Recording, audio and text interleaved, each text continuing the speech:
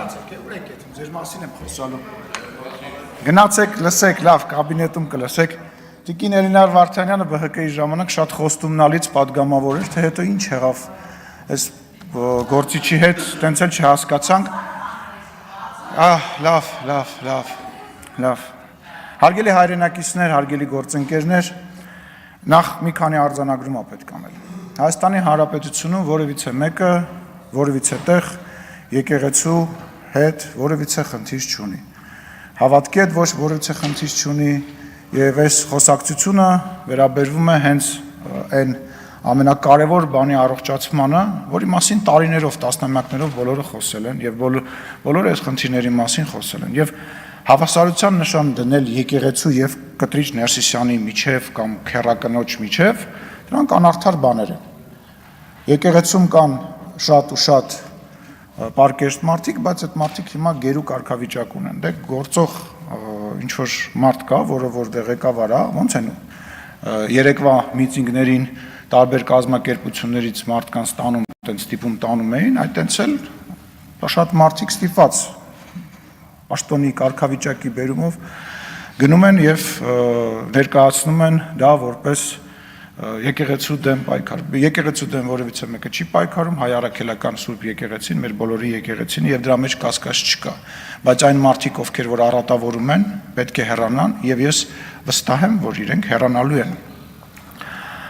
Երեք պարոն Մինասյանը այստեղ ազգային ինքնության մասին էր խոսում եւ ընդհանրապես ազգային բառը շատ է սիրում ինքը, բայց եկեք հասկանանք այդ ազգային այնուամենայնիվ որն է այդ պատկերացումը, իրանց պատկերացումը եւ մեր պատկերացումը։ Մեր պատկերացման մասին մենք շատ ենք խոսել։ Դա ազատ անկախ Հայաստանի Հանրապետությունն է, իրական Հայաստանի Հանրապետությունն է, որով մենք անկախացել ենք եւ որով որ մենք ապրում ենք։ Պարոն Մինասյանի պատկերացումը դա 004 շրջաբերականի ազգային տարբերակն է, հա, գիտեք այդ շրջաբերականի մասին, կաշառակերությունն է, դա կոռուպցիայի եւ ֆեոդալական համակարգի երկիրն է, որտեղ կա ֆեոդալ, որը փող է ծախսում, երկիչ երկչույները փող են ստանում հարսանիքների ժամանակ, հələ մի քիչ էլ ավել են տալիս, հա, մնացածը ինչ որ միջոցառումներ են կազմակերպում, այն մյուսը աշխատանք ունի այդ ֆեոդալի հաշվին եւ այդ ֆեոդալական տենց պուճուր ֆեոդալիկների հավաքածու է, որը տենց իր մեծությամբ տենց որ երկիր է։ Այդ է արժեքային եւ բան համակարգը, իսկ իդեալի մեջ այդ ամբողջը համապարփակ, տենց ինչ որ պարփակված է մի մեծ ավելի հետաքրքիր պետական միավորի մեջ, մի հատ մեծ ինչ որ դաշնության մեջ եւ այլն։ Եվ հետաքրքիրը գիտեք որն է եկեղեցու խոսակցության մեջ, որ եկեղեցու կողքը կանգնած հայտարարած մարդիկ հիմնականում կաթոլիկ են եւ կաթոլիկ եկեղեցու ներկայացուցիչներ են, այսինքն իրանք այնքան են կանգնած, որ այլ եկեղեցու ներկայացուցիչներ են եւ դրա մասին որևիցե մեկը չգիտես թե ինչու չի խոսում, բայց միևնույն ժամանակ այդ նույն անձնավորությունները, որոնք որ խոսում էին խմբակների մասին, որոնք հոխորտում էին Հայաստանի Հանրապետության հասցեին, հələ մի հատ պատկերացրեք, որ այն երկրում, որտեղ որ իրանք փող են աշխատում եւ բնակվում են, օրինակ Ռուսաստանի Դաշնությունում, կես բերան մի հատ ասեին այն խմբակը, որ այսօր ղեկավարում է տառը, ասեին ինչ կլիներ իրանց հետ։ Ինչ կլիներ իրանց հետ։ Չէ, քանի վարքյան կտևեր, բայց Հայաստանում կարելի է ասել, չէ՞։ Հայաստանում դե ժողովրդավարություն է, Հայաստանում ինչ ուզում ես ասում ես, կարելի է ասել։ Հետո կգան կհավաքվեն դատարանի մոտ եւ այլն։ Պարոն Գեգամ Մանուկյանը բանակից էր խոսում, պարոն Գեգամ Մանուկյանին եւ մեր գործընկերներին, որոնք Ռոբերտ Քոչարյանի եւ Սերժ Սարգսյանի հետ որևիցե կապ ունեն, առաջարկում են բանակ բառը լսելիս ձև անել, որ իրանք դահլիճում չեն։ 2000-ից 2002 թվականին ես ծառայել եմ Հայաստանի Հանրապետության բանակում, այն ժամանակ Ռոբերտ Քոչարյանը հանրապետության նախագահն էր, Սերժ Սարգսյանը պաշտպանության նախարարն էր, Սերան Օհանյանը առաջին բանակային կորպուսի հրամանատարն էր,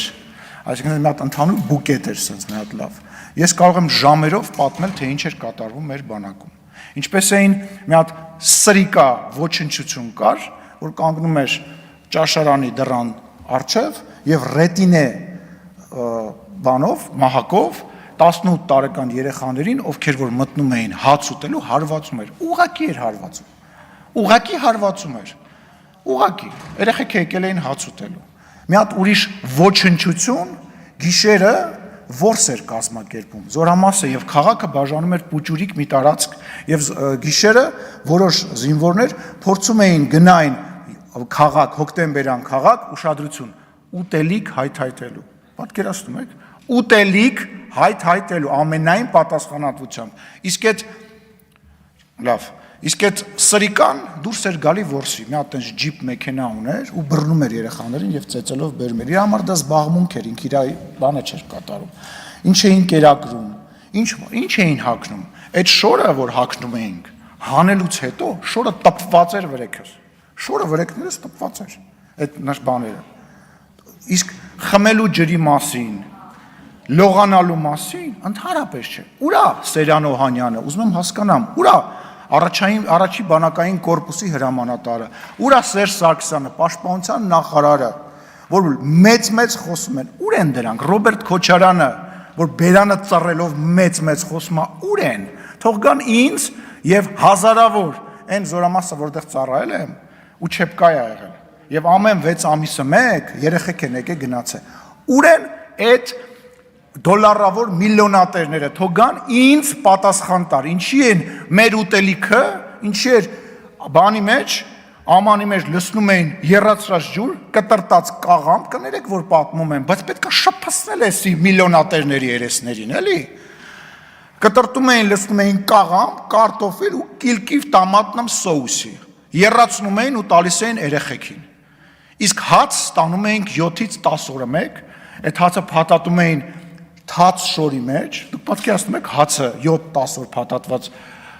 ուր են սրանք, ուր է այդ հայրմեր չիմացող մարդը, որ մեծ փրթում է, գիտի իրա փողեր իրան փրկելու, այնքան կարամ պատմեմ, որ կամ Քրիստինեն Վարդանյան, պատերազմից 5 րոպե առաջ ապա, այդ ինչ ինֆորմացիա ունես, ինչ պատերազմից 5 րոպե ապակաս, բան եք անում, ուղղություն եք ցույց տալիս, պատերազմից 5 րոպե պակաս չի, մի անհանգստացի, հետ ինֆորմացիա ուղարկի, ասա չանցավ, չկարողացա համոզեմ, որ պատերազմին 5 րոպե ապակաս մի կրակեք, մի հարցակվեք։ Տեղավորենք բանտերում, որ մեկիտ ենք տեղավոր է բանտերում, այնքան մարդ կա ստեղ բանտեր տեղավորելու համար,